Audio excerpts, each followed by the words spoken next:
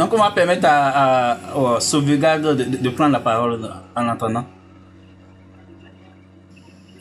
Ok, bonsoir le panel. Bonsoir, oui. Wadaï doit-il démissionner? La réponse est simple à mon niveau. La réponse c'est oui. Parce que il est déjà le candidat d'un clan. Et s'il continue à diriger, il doit diriger pour l'État de droit. Il ne peut pas défendre les intérêts d'un clan à l'encontre des intérêts de l'entier des citoyens. C'est pour déjà cette simple raison qu'il doit démissionner. C'est une question de logique et c'est une question de droit. Ensuite, deuxième élément, il va tenir un discours du moment où il est déclaré, un discours de la propagande. Il va faire de la propagande électorale. La propagande électorale va aller à l'encontre d'une certaine portion de la population qui ne pense pas de la même manière que lui. Donc, ça fait, en étant dans sa fonction de ministre, déclaré candidat pour un clan, c'est antinomique qu'il puisse continuer de diriger l'État, qu'il puisse continuer de gouverner pour l'entier de l'État alors qu'il est candidat. N'en déplaise à ceux qui évoquent le fait qu'il est responsable d'un processus budgétaire qu'il doit défendre.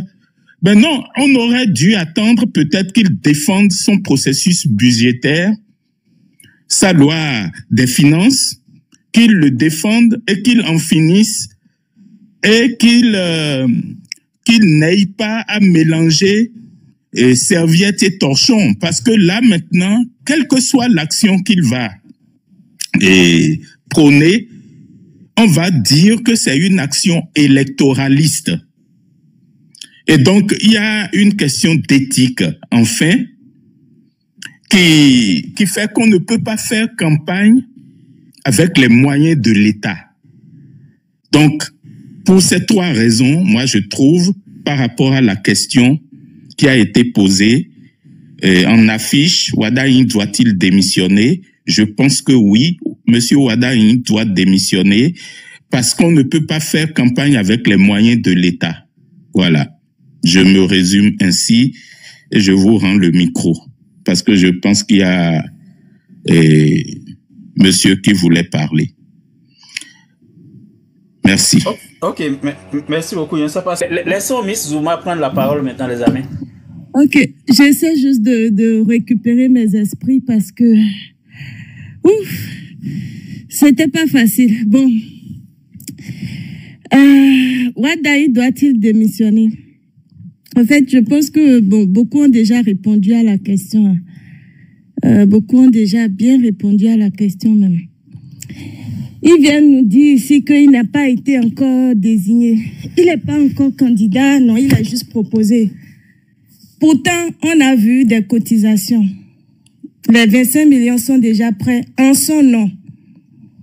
On a vu plusieurs profils changer avec la photo de Wadaï. On a vu la bibliographie de Wadaï qui a été peaufinée. Il y a des pages que sur plusieurs réseaux sociaux qui ont été préparées exprès, bien brosser le profil. Tout a déjà été établi. Pourtant, on nous dit que non, il faut attendre, il n'est pas encore candidat. Ok, c'est juste une proposition. Donc, tout ça là qui est en train d'être fait, c'est juste, bon, au cas où. De qui se joue-t-on? Vraiment, de qui se joue-t-on? Bon, à moins que tout ça, ce ne soit une simulacre ou bien juste Jacques Ouettu pour nous brouiller, je ne comprends pas. Avec tout ce qu'on voit, venir nous dire que non, ce n'est pas encore le cas, il faut encore attendre dans quelques mois pour voir. Non? Qu'est-ce qu'on veut voir encore qui n'est pas encore là? Wade doit démissionner. Il n'y a pas effectivement aujourd'hui une loi qui l'oblige à l'y faire. Par contre, il y a le peuple qui le regarde. Il y a sa population, il y a nous, même si la loi ne l'oblige pas. Il y a des personnes qui prétendent vouloir gouverner, qui le regardent faire. Le peuple pourrait, en tout cas s'il était indépendant, je pense qu'il aurait déjà démissionné à ce stade-là. Mais puisqu'il n'est pas indépendant, il est dans, voilà, je dirais pas protégé, mais il est dans un système qui le préempte déjà à être le président. Et on nous a déjà dit, n'oubliez pas, Talon, il nous a dit que le fait d'être élu pour être président au Bénin, il ne s'agit pas de bien gouverner ou pas. Pour être réélu, il avait même dit, pour être réélu, il ne s'agit pas de bien gouverner ou pas. Pour être réélu, il suffit de bien tenir les grands électeurs. Il nous a dit. Donc, bien faire ou pas, ce n'est pas ça leur problème. Donc, Wade démissionne ou pas, bon, ils s'en foutent. Qu'est-ce qui va se passer si on tient les grands électeurs, si on tient tout le monde? On va revenir. Le système va continuer. Donc, ils ont tout, enfin, pour moi, tout est déjà tracé. Donc, tout ce qu'on dit ici, oui, il doit démissionner, il doit partir. S'il ne le fait pas, qu'est-ce qui va arriver? Qu'est-ce qui va se passer? En réalité, presque rien. Par contre, je vais pas trop m'appesantir sur l'histoire de il doit démissionner ou pas, parce que, en vrai de vrai, je sais pas ce que ça va nous apporter vraiment, parce que le système est déjà là. D'accord? Donc, moi, qu'il fasse ce qu'il veut, s'il démissionne ou pas. Par contre, je ne sais pas si Biafrica permettrait, c'est pas le sujet, mais moi, je voulais parler de est-ce qu'il y aura élection ou pas. Oui, ça monte. Oui, ça monte. Tu peux y aller, oui. Ok. C'est pas le sujet de ce soir. Mais s'il y aura élection ou pas, franchement, j'aimerais qu'on quitte tout état d'émotion, qu'on quitte toutes nos considérations et qu'on réfléchisse sur la question. Parce que ce qu'on est en train de tirer là, on a des exemples. Souvenez-vous qu'on a déjà essayé de faire, comment ça s'appelle, boycott. On n'est pas allé voter. Ça n'a pas arrêté les élections. Hein. Ils sont allés voter. Ils ont pris les places. Donc, si on veut boycotter aujourd'hui, souvenons-nous de l'histoire du boycott. Qu'est-ce que ça a donné? Ça n'a pas empêché l'élection et ça n'empêchera pas l'élection. La seule chose qui va se passer, c'est que on va s'abstenir de voter. 30% vont aller voter. Ils vont élire leur président avec ou sans nous. La deuxième solution peut-être, oui, il faut protester, il faut aller dans les rues. Même chose, il y a l'histoire aussi pareil. Parce qu'aujourd'hui, on va rien réinventer. Hein. Il faut juste prendre ce qui est, essayer d'adapter, essayer de réfléchir par rapport au présent. On va aller dans les rues, on va aller se battre.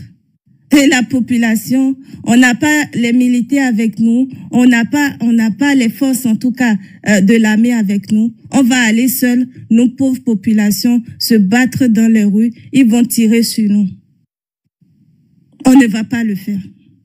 Donc, moi, je pense que si ces deux options-là ne sont pas envisageables et ne réussissent pas, aujourd'hui, la seule solution pour nous hein, qu'on peut espérer, ce n'est pas parce que on sait que pendant la guerre, on ne va pas gagner, qu'on va s'abstenir d'aller à la guerre. On sait qu'il y a déjà, voilà, on n'a pas beaucoup de chances de remporter sa victoire, en tout cas de renverser les adversaires. Je ne veux pas dire que je suis adversaire au pouvoir, hein, donc je parle en général. On sait qu'il n'y a pas beaucoup de chances de renverser les partis au pouvoir parce qu'ils ont tous les avantages de leur côté et tout ce qu'il faut pour pouvoir rester. Mais est-ce que rester en marge est la solution? Si on reste en marge, on connaît déjà le résultat. Par contre, si on se mobilise tous, en tout cas, je vois qu'il y a beaucoup de mouvements qui ne veulent pas du pouvoir en part. Si tous ces mouvements-là se mettent ensemble, comme un seul homme, peut-être on pourrait peser sur la balance et faire pencher les choses de notre côté. En tout cas, c'est quand moi je réfléchis à la situation, et il n'y a que cela que je trouve. On va aller voter parce que si on ne vote pas, ils vont voter à notre place. Donc, allons voter et voyons comment ça va se passer. Je pense que si on se mobilise et qu'on contrôle vraiment, on essaie vraiment de mettre les pions comme il faut, on pourrait renverser les choses. Voilà.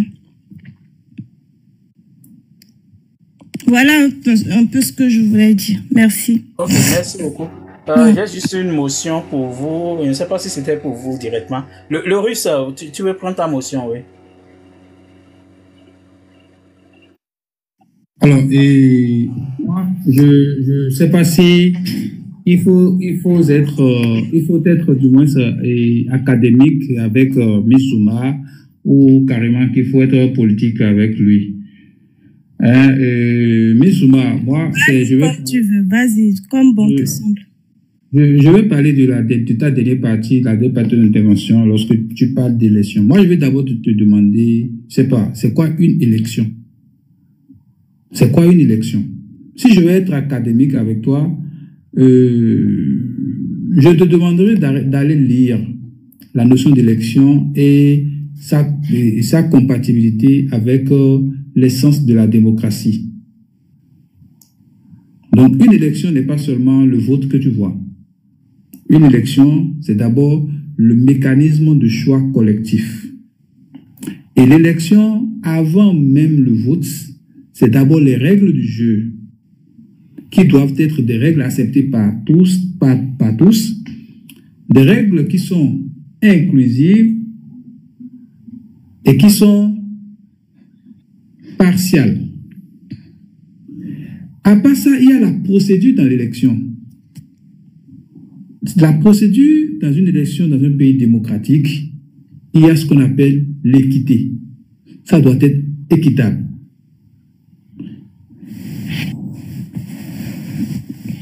Et la compétition doit être totalement ouverte. Mais à part ça, il y a les arbitres. Quand je parle d'arbitres, je parle de ces institutions censées régler non seulement les contentieux électoraux, mais aussi censées donner le résultat des élections. Ces institutions sont censées être impartiales. Donc, quand on parle d'élection, il faut prendre en compte tous ces enjeux-là. Alors, lorsque les règles du jeu sont totalement absurdes et injustes, les conditions d'éligibilité sont restrictives, on parle de parrainage qui est verrouillé, et il faut forcément s'adresser à une caste de la République pour avoir la possibilité de candidater. Lorsque les lois sont taillées sur mesure pour exclure des concurrents, lorsque les arbitres ici ne sont pas impartiaux, la commission électorale, la Sénat, est totalement monocolore, les juges constitutionnels, la Cour constitutionnelle, la Cour constitutionnelle est totalement monocolore, et même dans les décisions de cette institution, on voit déjà des brins de partisanerie. Alors, lorsque ces juges sont tous soumis au pouvoir, lorsque les électeurs ne votent pas librement, lorsqu'il y a pression, achat de conscience, lorsqu'on impose le choix à l'électeur de choisir entre la peste ou le choléra, Vous pensez que vous allez à une élection où on vous donne le sentiment de faire une élection, de voter. Et donc, ma soeur, participer à une élection dans de telles conditions, les conditions que nous-mêmes nous avons tous dénoncées, et on est tous conscients des enjeux, on est tous conscients de tout ce que je viens de dire, de dénoncer, et on va participer à une telle mascarade, ma soeur, en connaissance de cause, pose un problème de morale en politique. Okay. C'est-à-dire, on dit quelque chose et son contraire. On peut vomir et ravaler ses vomissures. Et participer à des élections dans telles conditions, c'est cautionner le système. C'est lui donner une apparence de normalité. C'est montrer que oui, il y a eu élection. Malgré qu'on sait très bien qu'il n'y a jamais eu l'élection. C'est cautionner cela. Et vous aviez déjà, les démocrates ont fait la même erreur aux élections législatives passées. On leur a taillé, on leur a donné le nombre de députés qu'il faut simplement avoir et rester au Parlement sans être nuisible. Non, le russe, la dernière fois, on n'a pas voté. C'est de cela que je te dis. On a voulu faire blocage, on a voulu boycotter. C'est pour ça qu'on n'a pas eu nos sièges. Mais comment vous avez les 28 députés à l'Assemblée nationale? Il n'y avait pas une forte mobilisation. Mais c'est ça l'élection. Lorsque les gens sont exclus, et par exemple, nous les panafricains, on ne se sent pas représentés. Mais c'est normal qu'il n'y ait pas de... Non, laissez-le finir, s'il vous plaît. Laissez-moi finir. Le russe, un truc là, un député était sur ce live, et quand je lui ai demandé pourquoi ils ont accepté les miettes de talons de 28 députés, il a répondu, c'est ce qu'on nous a donné, on a pris. Ce n'est pas forte mobilisation, hein. C'est-à-dire, on a tellement faim que même si on nous lance pièces de 25 francs, on va prendre. C'est de la soumis, c'est de la mendicité. C'est ce qu'il était venu étaler sur ce live. C'est aujourd'hui, j'apprends cette nouvelle version. Moi, à mon humble avis, je préfère que c'est bon, laissez le russe me parler. Alors, s'il vous plaît, Madame Miss. Non, c'est le russe qui me parle. Quand tout le monde parle et que moi je veux parler. Non, s'il vous plaît, je parle avec le russe. Vous n'avez pas demandé une motion. Je reste sur le panel avec Koubou. Non, vous n'avez pas demandé une motion. Sec, vous n'avez pas demandé une motion. Mais les autres aussi n'ont pas demandé une motion avant de se prononcer. Ah là là. J'avais la parole, parce monsieur. Que ce que le russe est en train de me dire, si quelqu'un d'autre parle dedans et tout, je ne vais pas répondre en fait. Merci le russe, beaucoup. En fait, ce que tu viens de dire... Alors, tu m'as posé la question, c'est quoi l'élection? C'est pas que je ne sais pas. Hein. Tout ce que tu m'as cité là, je ne suis pas étranger à ça. Je sais très bien. J'ai pas fini, Mizouma. Okay. En fait, le vrai problème, c'est que lorsque vous allez à une élection, les gens sont exclus. Les gens ne sont pas représentés. Vous faites l'erreur d'aller.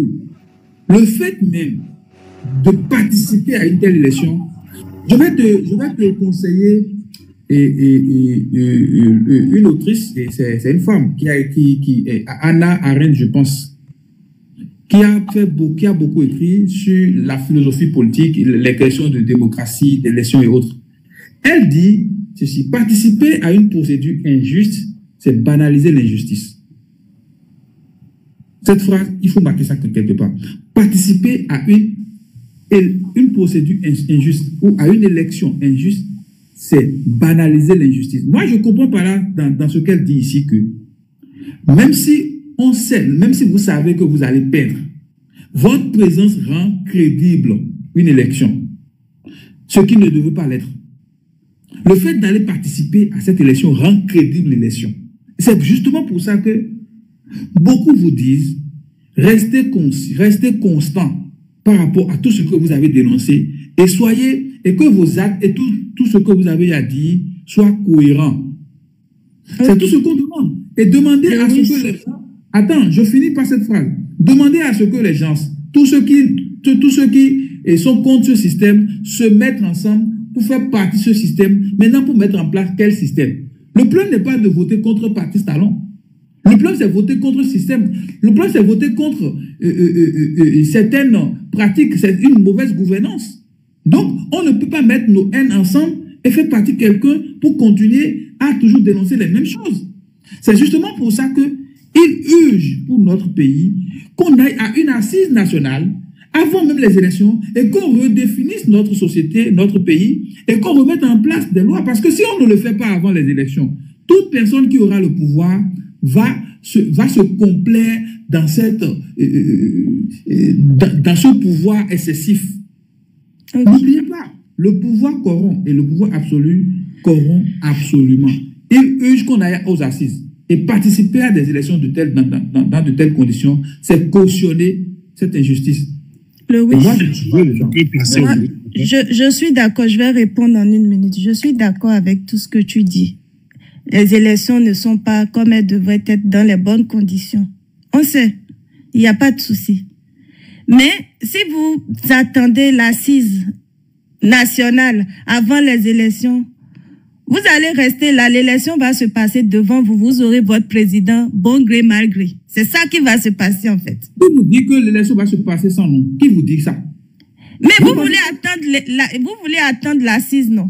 Ou bien? Mais je vous dis, nous sommes... C'est l'assise que vous attendez, mais vous aurez des voix, les gens vont se lever. C'est qui vous? C'est-à-dire quoi, une partie de la population va voter et vous êtes... Mais une partie là, en tout cas moi, ce que je suis en train de voir, le Russe, Georges, il y a la partie de la population dont vous me parlez. Les élections peuvent avoir lieu sans vous, sans vos voix. Attendez, les élections... Donc c'est normal d'ôter une partie de la population et de continuer. Mais ils ont déjà fait ça, ils vont nous ôter, ils vont aller voter. C'est normal et donc il faut accepter, continuer comme ça. C'est normal. Mais trouvez une autre stratégie. Votre blocus là, ça ne va pas fonctionner. C'est terrible d'écouter ça. Est-ce que vous êtes prêts à accepter? Trouvez une autre solution. Blocus, ça ne marche pas. Ils vont voter sans vous. Mizuma, écoute-moi. Est-ce que vous êtes prêts à accepter? La solution, c'est qu'il faut aller voter. Qu'est-ce qu'elle raconte? D'accord, il faut aller voter. Est-ce que vous êtes prêts à accepter les résultats des urnes tel que sera déclaré, en tout cas, la Cour constitutionnelle ou les institutions étatiques en la matière? Est-ce que vous serez prêt à accepter les résultats? Est-ce qu'on sera prêt à accepter les résultats? Je n'ai pas compris dans quel sens.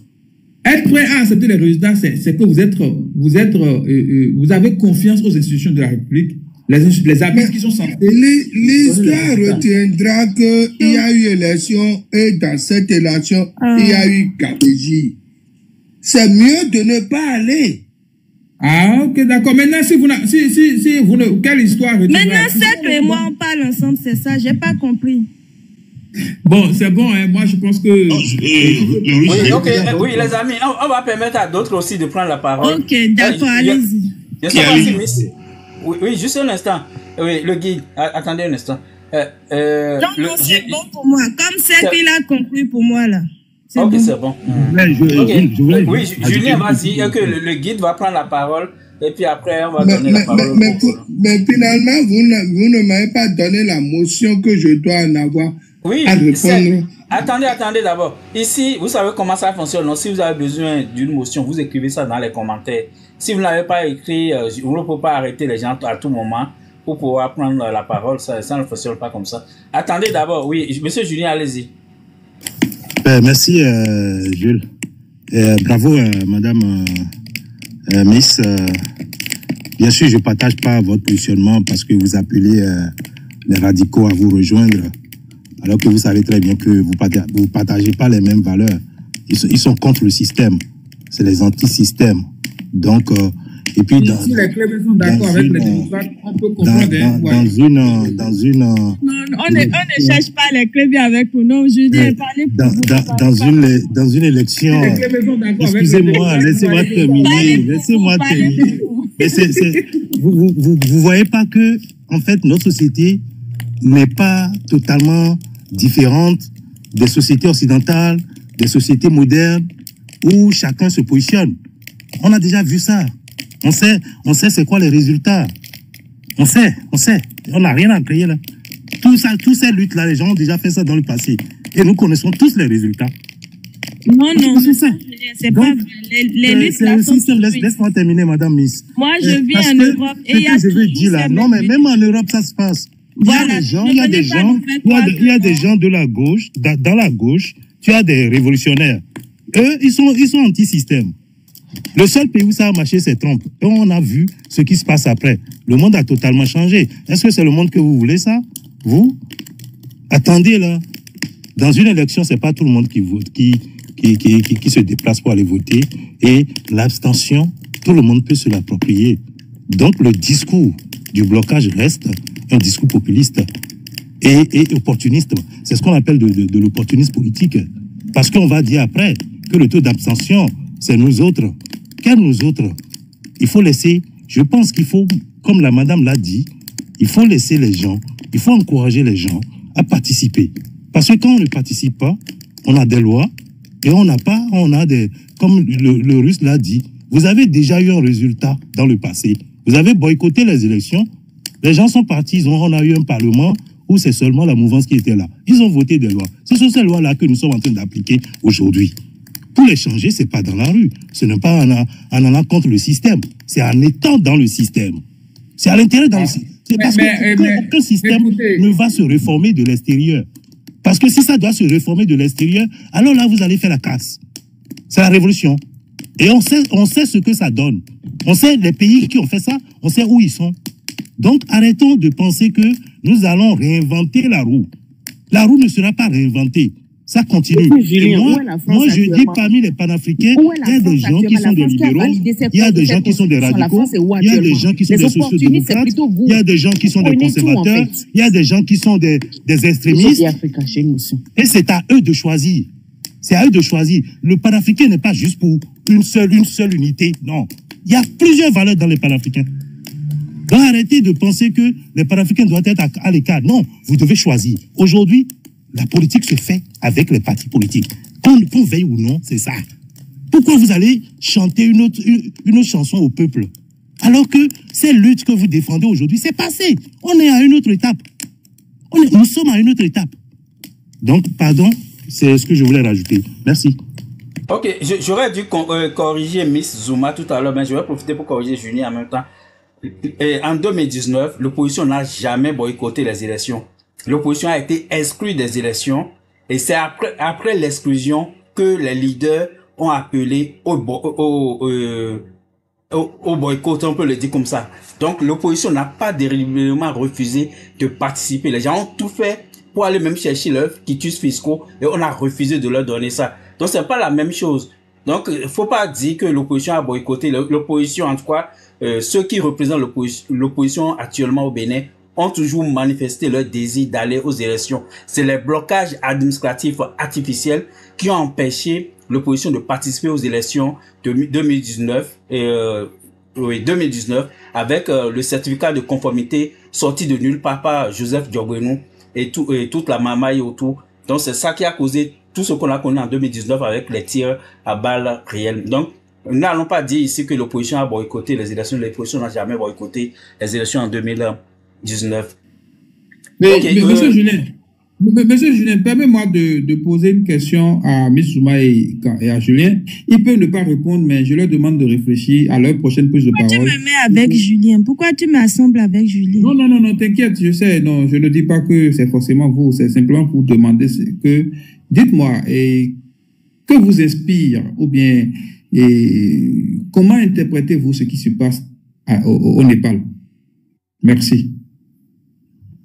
Oh, ok, je ne vais pas leur donner la parole maintenant, je vais permettre aux autres. Le guide, tu as 2 minutes pour ta motion et je vais permettre... Oui. Ouais, bon, au fait, ça dit, je tiens à insister sur ça parce que j'ai l'impression que, franchement, le sujet, là où on est en train de partir dans le débat, c'est comme si on est en train de sortir du cadre.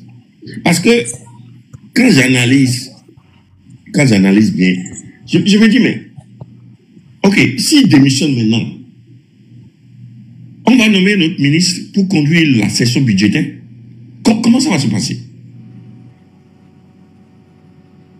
C'est-à-dire, je suis en train de réfléchir. Comment ça va se passer au fait? Le guide, c'est ça votre inquiétude? Mais qui va conduire? Ça veut dire que vous ne savez pas comment fonctionnent les ministères. Ce n'est pas le ministre qui fait le ministère. Il y a des agents qui sont dans le ministère. Il y a déjà une structure qui accompagne le ministre. Ce n'est pas lui le ministère, désolé. Qui affronte si le ministre meurt aujourd'hui, il y aura un autre ministre qui va le remplacer. Ne faites pas comme si quand il n'est pas là, je suis désolé. S'il n'est pas là, le ministère ne va pas tomber. Attendez, pour vous, dites autre chose. Le ministère de la Finance, ce n'est pas n'importe qui vient. Ce n'est pas Wandaïn qui fait le ministère. Qu'est-ce qu'il raconte? Il y a des gens derrière Wandaïn qui font le ministère. Ce n'est pas lui. Il est juste l'homme, l'image. Ne venez pas nous faire croire ici que sans lui, tout va tomber. Non, c'est faux. Ah bon? Oui. Qui défend, qui affronte les députés depuis que vous existez là, depuis que vous avez, je ne sais pas. Mais Wandaïn vient tenir son discours, tout ce qu'il dit. Répondez-moi. Tout ce que le ministre vient vous dire. Est-ce que vous avez jamais vu, lors du vote du budget, est-ce que vous avez vu dans ce pays-là, depuis que vous avez commencé pas sur l'actualité politique du Bénin, vous n'avez jamais vu quelqu'un qui fait face aux députés lors du vote du budget, qui n'est pas le ministre des Finances? Dis-moi. Monsieur, qui est en train de parler? Qui est en train de parler d'abord? C'est le guide qui parle. Vous n'avez jamais vu à l'Assemblée lors du vote du budget? Vous ne comprenez pas comment fonctionne l'État. Je vais vous dire. Bon? Oui, je vais vous expliquer. Expliquez-moi, parlez-moi. Quand un ministre se tient devant vous, qu'il parle. Quand un ministre se tient devant vous, qu'il parle. Moi, je suis dans l'administration. Quand un ministre ou un homme élu et tout se tient devant vous, parle. Son discours a été rédigé par son cabinet. Ce n'est pas de sa tête que ça sort. Tout ce qu'il est en train de vous dire, c'est rédigé par des personnes derrière lui, des conseillers, des consultants, le cabinet. Donc, ce n'est pas lui. Lui, c'est juste l'image. Des fonctionnaires. Oui, c'est un fonctionnaire. C'est une machine qui travaille pour lui. Ça veut dire qu'un maçon, ou bien comme ça se fait chez vous, quelqu'un de nul. Laissez, ce n'est pas le maçon. C'est ce que ça veut dire. Mais, ok. Donc, il y a une machine qui travaille pour le ministre. Ok, donc ça veut dire que le ministre n'est pas le tout-puissant. Si je m'en tiens à votre explication, je retiens. C'est la factualité que je vous... C'est la réalité, je vous explique. Je n'explique pas, je n'invente pas. Hein. Le guide, juste une seconde. Mais une seconde. Oui, le guide. L'actuel ministre chargé auprès de... L'actuel ministre chargé de la défense au Bénin, je crois que c'est un médecin. Mais c'est des gens... Ils n'ont pas besoin d'être vraiment dans récemment, vous avez enlevé à Maintenant que tu te rends compte de la médiocrité, le vide. Vous avez enlevé à Kona, non? C'est pas quelqu'un qui a remplacé à Kona? Voilà, le Bénin a chuté. Non, le guide. Oui, juste ça, le guide. Ce que je voulais dire, c'est quand même simple. Si vous avez travaillé une fois dans l'administration, vous allez comprendre très facilement. Si je dis même pour rédiger, pour avoir le budget de l'État, il faut peut-être 500 heures de travail. Peut-être Wandaïn lui-même en personne aurait fait 50, un dixième. Parce que il y a un comité de rédaction. Même pas 10 heures. Les gens font le budget, on vient lui présenter le budget. Et on s'entend sur les grandes lignes. Et puis après, on lui fait la synthèse, le document qu'il doit présenter à l'Assemblée. Qui est la personne qui s'occupe du cadrage? Quand on dit le cadrage là, qui fixe le cadrage? Pour chaque ministère et pour chaque institution. Qui est la personne? Le guide Biochane est là. Biochane peut faire tout ce que Wandaïn fait. Arrêtez. Il faut couper ce monsieur parce qu'il raconte. Biochane est là. Les têtes sont là. Les gens pour le remplacer sont là. Monsieur, vous ne pouvez pas avoir cette méconnaissance du fonctionnement de l'administration. Et ils viennent sur les panels. Je vous le concède. Je ne vais pas aller dans ces choses-là. Je vous laisse dans votre logique. Je ne vais pas trop tirer sur ça. Mais monsieur le juge, j'ai une question pour toi. Ce n'est pas une logique, c'est la réalité. Ok, j'ai une question pour toi. On écoute la question de monsieur le guide. J'ai une question pour toi et Georgia. Mais vous parlez d'élection là. Mais là où votre leader est conseiller là, quel est le code électoral là-bas? Vous pouvez me dire ça. Dites-moi quelle élection qui se fait là-bas. Écoute, je vais te dire quelque chose. Moi, je te retourne la question. Là où toi, ton leader a son chef Macron, là. Macron est dans quel état aujourd'hui? Non, juste quel est le code électoral au Niger là? Là où en feu. Tu es allé voir ce qui se passe actuellement en France, pardon. Le vide, il ne faut pas nous chercher ici. Pardon. On parle du Bénin ici, on ne parle pas du Niger. On va donner la parole à d'autres. Attends, je vais te dire. Je sais là où tu veux en venir. D'abord, je vais te rappeler quelque chose.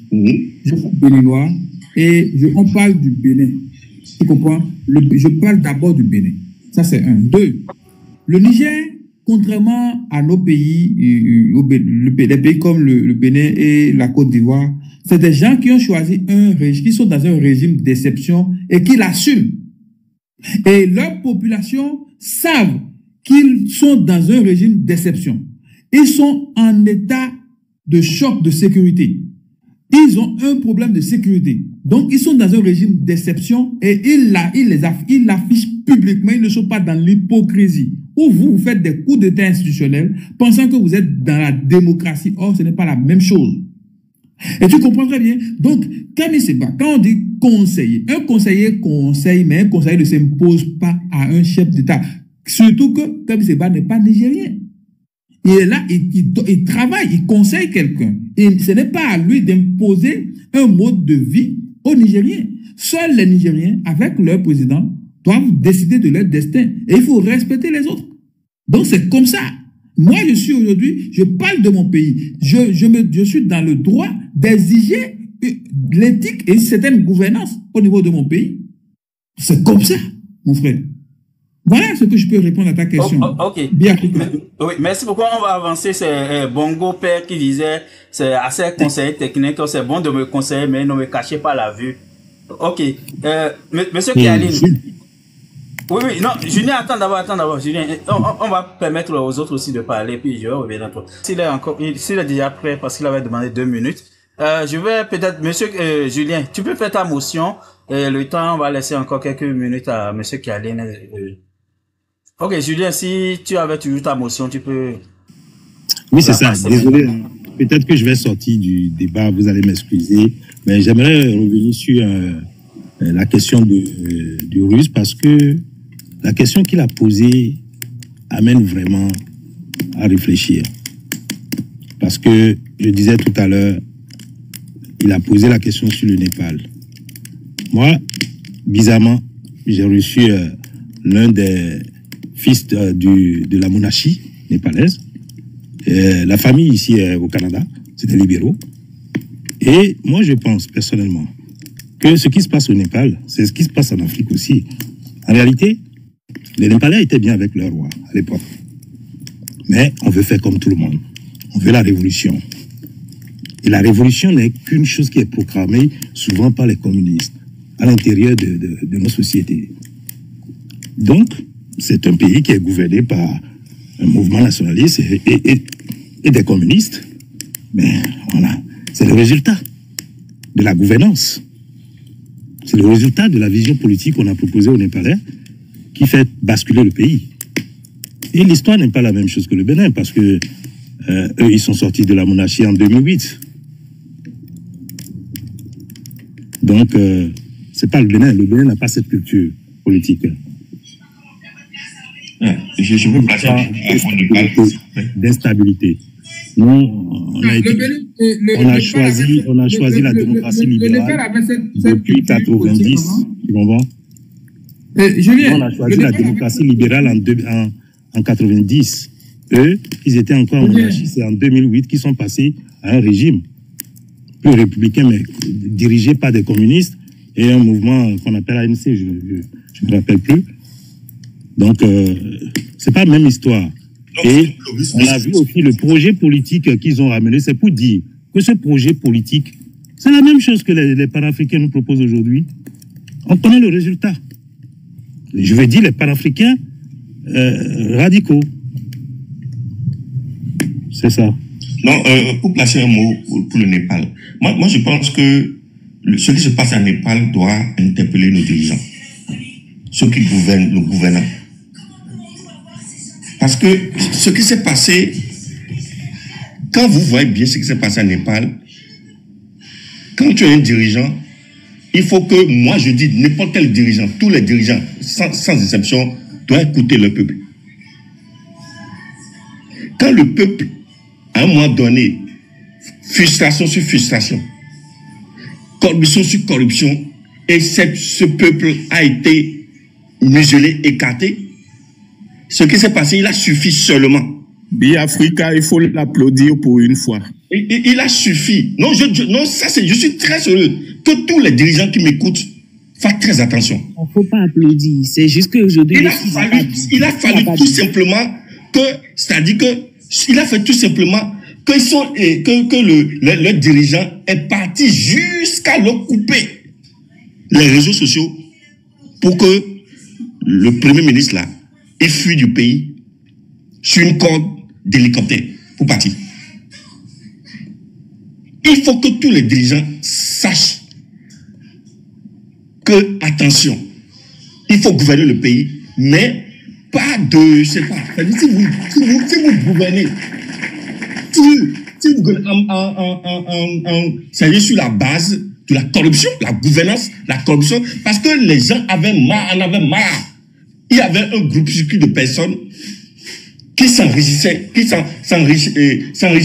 sur le dos du peuple, sur la base de la corruption. Et il a fallu simplement qu'on leur coupe, jusqu'à leur couper les réseaux sociaux, et que ça a déclenché. Tout a été brûlé là-bas, tout. Donc, franchement, ça là, je le dis de façon très, ça vient de mon cœur. Les gens doivent faire très attention pour la gestion du peuple. Très attention. Merci beaucoup, on est d'accord, mais surtout que ce qu'il faut retenir, surtout, on n'a pas besoin d'envoyer une lettre d'invitation au peuple pour faire la révolution. Donc quand c'est mûr, les gens, ils n'ont même plus peur des chats, ils n'ont pas plus peur des militaires, ils se jettent dans la rue, ils chassent les gouvernants. Donc on est tranquille. Quand les gens en ont marre, ils en ont marre, et puis en moins de 24 heures, là, ils vont tout balayer. Ok. Ok. Je peux ajouter Oui, il faut pas oublier que ce qui a même provoqué la colère même du peuple, ils ont commencé à casser les choses, c'était que la police est allée tuer un petit garçon dont la maman toute pauvre n'avait rien en fait. Et la police a roulé comme ça, foncé sur la foule. Au moment où les gens, la toute première révolution, les gens commençaient à sortir peu à peu. C'était juste une petite marche pacifique au départ en fait. Et là, ils ont roulé la voiture comme ça, ils ont foncé sur la population. Si la police vous tue, ben voilà, on va régler ça après, mais rien ne va se passer en fait. C'est le pouvoir total, sans parler du fait que leurs enfants deviennent milliardaires du jour au lendemain, fêtent des grandes, voilà quoi, avec du champagne et tout, des grandes fêtes, lancent des milliards en l'air. Bref, c'est la même situation chez nous, sauf que chez nous, rien ne va se passer. C'est nous, on accepte tout quoi en fait. Mais le guide, merci de l'avoir avoué quand même. Il ne faut pas faire Africa. Merci. Ce n'est pas la même chose chez nous. Le Bénin n'y est pas. Chérie, dis-moi une seule chose qui s'est passée là-bas qui ne s'est pas encore passée au Bénin. On n'est pas encore à ce niveau-là. On n'est pas encore à ce niveau. Mais comment on n'est pas à ce niveau, madame? Vous pensez qu'il y a un niveau? On n'en est pas encore arrivé là. Dame Prudence Amoussou, là, qui est décédée, là, qui a reçu une balle dans le dos. C'est quand ça? En 2019. On parle de maintenant. Oh ben maintenant, moi, je vous parle de 2019. Mais est-ce que tu as suivi l'intervention de quoi? On parle d'accumulation de on vous parle de la mort d'une femme comme vous et vous me dites que c'était avant. Mais ce que 2019 là, on a laissé passer 2019 jusqu'ici. Mais ces enfants qui étaient grands à l'époque, ces enfants de 3 ans à l'époque étaient grands, mais ils sont grands maintenant. Ok, vous êtes prêts à retourner? C'est une femme qui parle en plus quoi. Ok, Georges Yarouis, dites-moi. Monsieur Biafrica, moi j'ai assez écouté ça, c'est bon. Non, est-ce que vous êtes prêts? Dites-moi si vous êtes prêts à aller La question ici n'est pas si on est prêt à rentrer dans les rues. La question est de savoir ce qui est arrivé au Népal peut à tout moment arriver dans notre pays. Oui, ça peut arriver. Voilà, il faut prendre des précautions pour éviter. Il faut prendre des précautions pour éviter cela. Ça peut arriver. Mais il faudrait que nos gouvernants s'inspirent de ce qui s'est passé. Oui, je suis d'accord, ça peut arriver. Si on est fatigué, ça peut arriver. Mais pour le moment, on n'est pas encore là. Non, en fait, ce qui s'est passé. Le russe, permets-moi, s'il te plaît. Le russe. Ouais. Bonsoir, russe. Ça va? Oui, bonsoir, Edouard Sobegab. Excuse-moi, 1 minute de t'interrompre. Allez-y.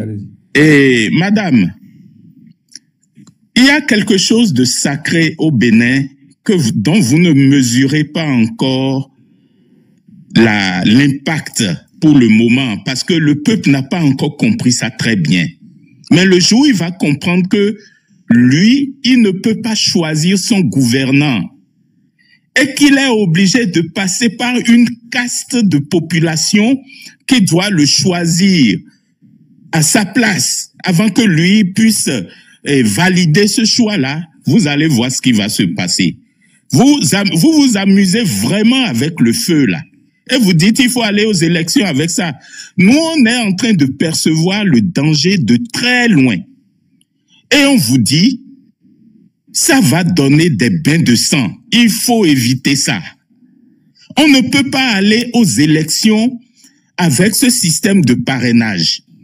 Le peuple est tellement attaché à choisir lui-même et en joie son représentant. Mais vous l'en privez. Mais bain de sang comment? Mais comment on n'aura pas bain de sang si la personne va constater que son choix qu'il a fait n'est pas validé après? C'est ça le problème que vous ne percevez pas. C'est ordinateur là, on n'est pas en 90 là. Nous sommes en 2025. C'est l'ordinateur qui décide, man. N'importe quoi là. Donc le départ est en 90 alors? Non, le départ, on ne parle pas d'élection là. On parle d'élection au Bénin là. Non, on parle de trop plein. On parle. Tu n'entends pas ce que lui est en train de dire? Qui est lui? Quelqu'un ne voit pas son vote. Vous parlez de qui là? Ça c'est avant ça. Aujourd'hui. Non mais attendez. Attention. Rectifiez un peu votre langage, s'il vous plaît. Je vous rappelle que le Sobeka, c'est un doyen à nous. Hein. C'est une personne âgée qui se respecte. Donc, il faudrait que dans la sémantique, on soit respectueux. Merci. Pas une question de personne âgée, excuse-moi. Non, mais quand même, attention. Non, c'est-à-dire que dans votre analyse, il faut avoir quelque chose présent à l'esprit. C'est que vous êtes en train de concéder. D'abord, première chose, quand vous changez quelque chose d'aussi fondamental que d'arracher la possibilité à un peuple de choisir directement son gouvernant, vous le soumettez au référendum pour voir si le peuple est d'accord avec ça. Vous ne l'avez pas fait. C'est un choix d'une telle importance qu'il est extrêmement important de soumettre ça au référendum. Parce que la souveraineté appartient au peuple. Vous lui arrachez sa souveraineté. Et vous dites maintenant que ça ne craint pas. Ça craint. Et c'est ça que nous percevons.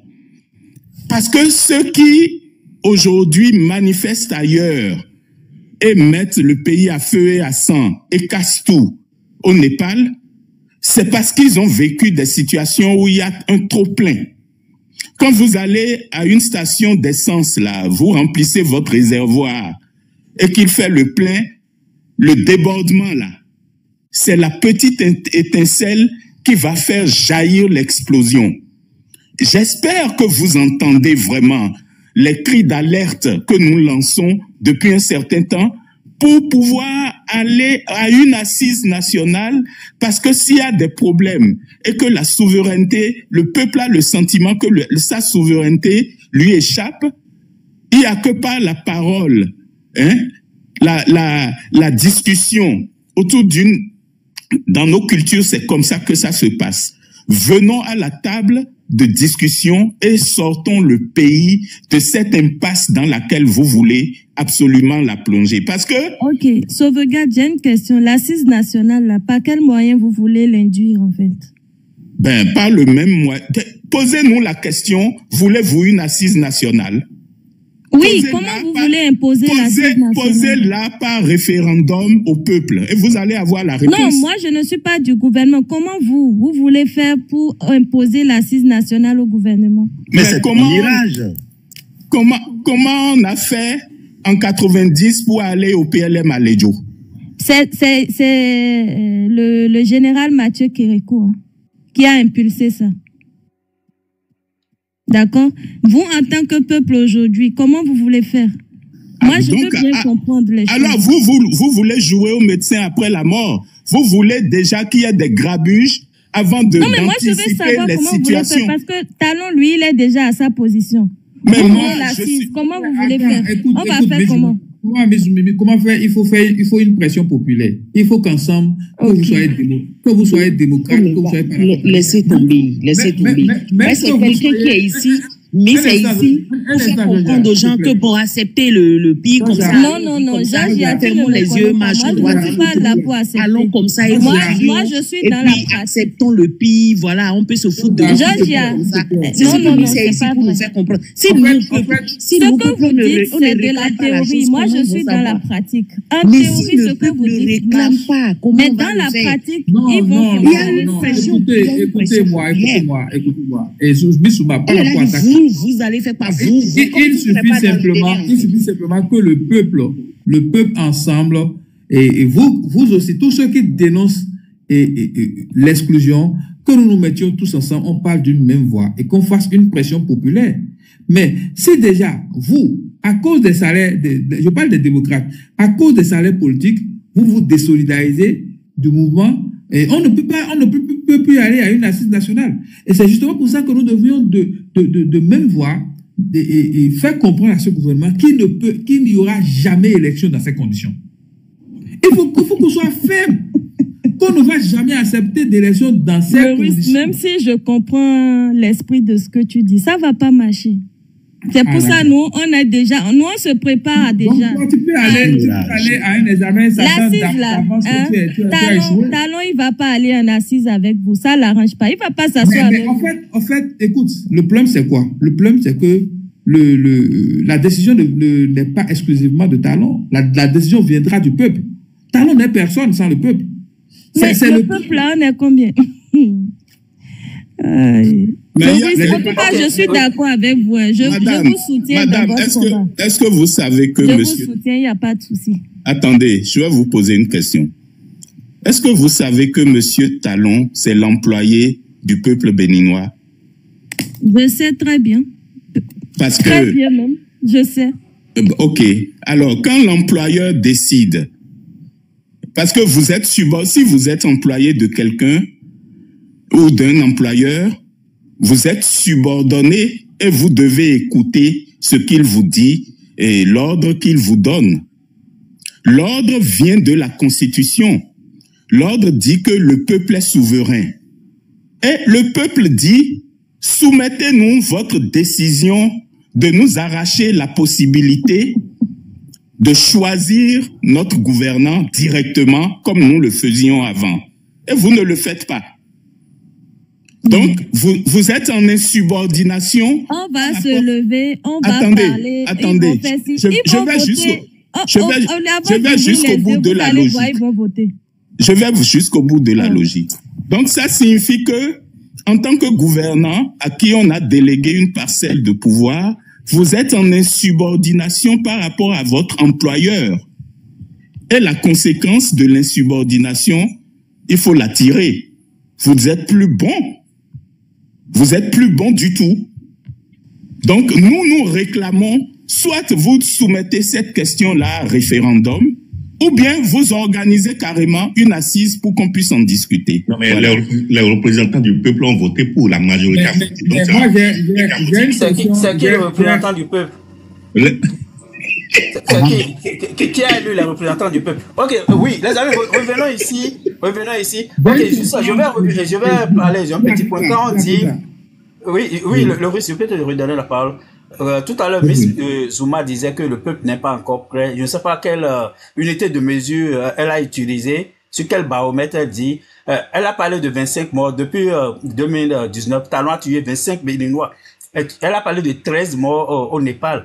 Depuis 2019, Talon a assassiné 25 Béninois pour des raisons politiques. Sans oublier les militaires pour lesquels on n'a même pas... Par ces choix hasardeux, on ne sait pas combien de militaires sont morts, mais les civils, une enquête sérieuse a dégagé 25 civils qui ont été assassinés. Donc quand on dit que c'est pas Talon n'est pas Kérékou, il ne peut jamais être Kérékou parce que il est là, il est à la tête de notre pays, non pas pour diriger, mais pour s'enrichir. S'il aimait un tout petit peu le Bénin, il ne va pas continuer à prendre des mesures ou bien des décisions qui mettent en péril la sécurité de nous tous. Parce que moi, je dis toujours, quand vous aimez votre pays, si vous vous voulez prendre une décision, vous pensez que cette décision comporte 1% de risque de violence, vous devez changer. Vous devez revoir votre décision. Donc, mais c'est ça qu'il fait depuis qu'il est là. Qui sont ceux qui votent? Attends d'abord le guide. Attends, je vais terminer. On va aux élections avec des incertitudes. Tout le monde dit, il n'y aura rien. Mais qui peut nous expliquer qu'est-ce qui s'est passé en 2019? Comment la mer a tiré sur les gens. En 2021, ils ont fait la même chose. Donc, c'est les mêmes mots qui nous ont amenés à cette tuerie-là, qui sont encore là. Rien n'a été corrigé. Et comment pensez-vous qu'aujourd'hui, en 2026, il n'y aura pas l'armée dans la rue? On ne va pas tuer d'autres Béninois. Ils vont encore tuer. Et c'est évident, on n'a pas besoin de sortir d'une grande université pour en arriver aux mêmes conclusions. On peut même quitter le Bénin, aller regarder dans la sous-région. Les morts qu'on a connus en Côte d'Ivoire, c'est lié à quoi? C'est les contestations autour des élections. Donc, quand on est dans ces circonstances, on doit quand même essayer de trouver une voie de sortie. Penser à ce peuple-là. Si on aime vraiment le Bénin, il faut prendre des décisions dans l'intérêt de ce peuple-là. Et les décisions qui sont en place aujourd'hui, la structure qui est en place aujourd'hui autour des élections, ces structures-là vont conduire nécessairement à, comme M. Sauvegarde a dit, à des tueries en 2026. Écrivez ça quelque part. Si on ne change rien et on va aux élections, ça va être encore plus grave. Les conséquences des contestations des élections sont encore plus graves que ce qui se passe avant.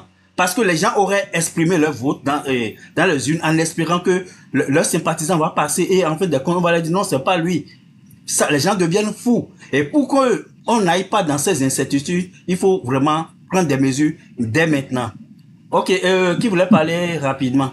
Bien Africa, juste, si vous pensez pouvoir changer les choses, moi je ne peux que vous encourager. Mais vous n'êtes pas béninoise, donc pourquoi vous dites tout le temps? Non, moi j'ai déjà trouvé ma solution, moi je vais aller... Oui, mais gardez votre solution pour vous, n'exercez pas les autres pour le camp. N'exercez pas les autres, n'exercez pas les autres. C'est comme si vous êtes... Je vous encourage, si vous pouvez... Non, tu n'as pas besoin de m'encourager à quoi que ce soit. Ok. Bien Africa, j'ai rien dit par rapport à ça. J'avais quelque chose à dire aussi. Je pose une question rapidement à Mizouma. Je laisse le russe parler. S'il te plaît. Oui, Mizouma, dis-moi, en toute franchise, je ne veux pas un long développement. Hein. Parce que lorsque ton parti, le Parti des démocrates, va déposer son dossier de candidature et que la Sénat va rejeter le dossier, dit que le dossier peut-être n'est pas conforme et on va vous exclure des élections, qu'allez-vous faire? Question simple. À ce moment-là, vous pouvez venir nous demander d'aller dans les rues et de venir s'asseoir. Ah, bravo! D'accord? À ce moment-là, parce que pour le moment, vous, en fait, on est tous dans le même situation. Et donc, vous avez votre avantage d'aller aux élections. Ah, d'accord. Moi, je ne suis pas contre votre raisonnement. On a fait le même constat, mais vous, non, c'est bon, vous avez répondu. Et vous avez même été, Bissouma, tu as été même honnête dans ta réponse. Attends, le russe, je vais t'expliquer la différence. On a le même constat, vous et nous. En tout cas, si je veux parler des différentes oppositions qu'il y a actuellement. Mais vous avez une solution qui est différente de la nôtre. Nous, on tient notre solution en main d'abord. Vous imaginez votre solution. C'est ça. Maintenant, si nous, on est en train de poursuivre notre cheminement, si ça n'aboutit pas, on pourrait chercher d'autres solutions. Mais ne nous demandez pas à nous de laisser notre solution pour venir rêvasser, pour venir faire la théorie. Faites votre combat, il n'y a pas de souci. Mais nous, on tient notre solution, on va aller au bout. Quelle est votre solution?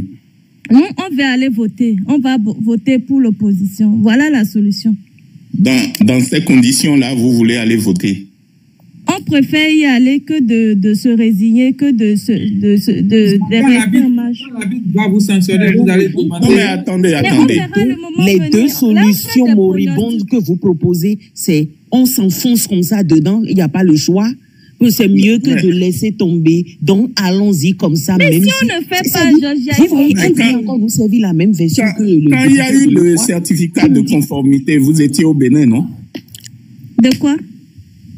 Quand il y a eu le certificat de conformité, vous étiez là, non? Oui.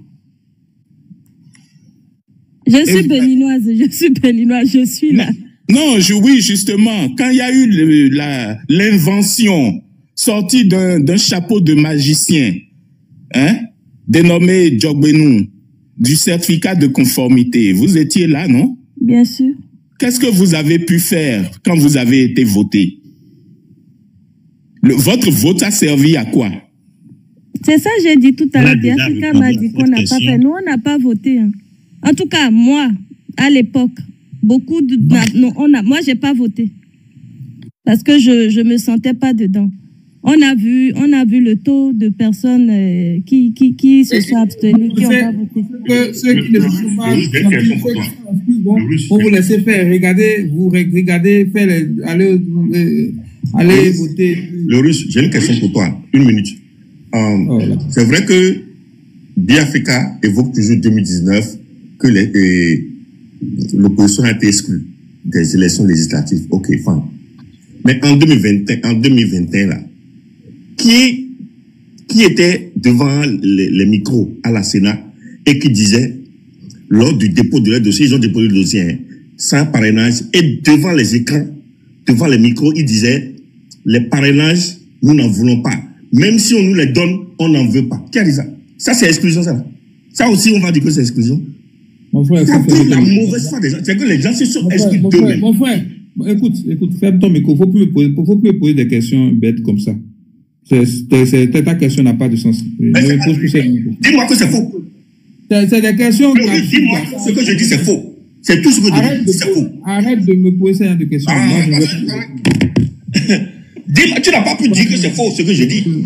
Ta question, ça là maintenant. Ça là, toi, quand tu regardes maintenant ces questions. Dis-moi que c'est faux. Mais ça n'a aucun rapport. Le guide, ça n'a aucun rapport avec ce qu'on est en train de dire. Est-ce que c'est ça qui a conduit aux tueries? C'est pour ça qu'ils sont allés tuer à Sabé, à Banté, un peu partout. C'est pour montrer la mauvaise foi de ceux qui en face, au fait. Donc la mauvaise foi, là, c'est écrit dans la Constitution. C'est quelle loi, c'est quel article de la Constitution qui parle de la mauvaise foi? De quel droit ils doivent... Oui, je vais vérifier si monsieur qui a... Oui, le guide, attendez.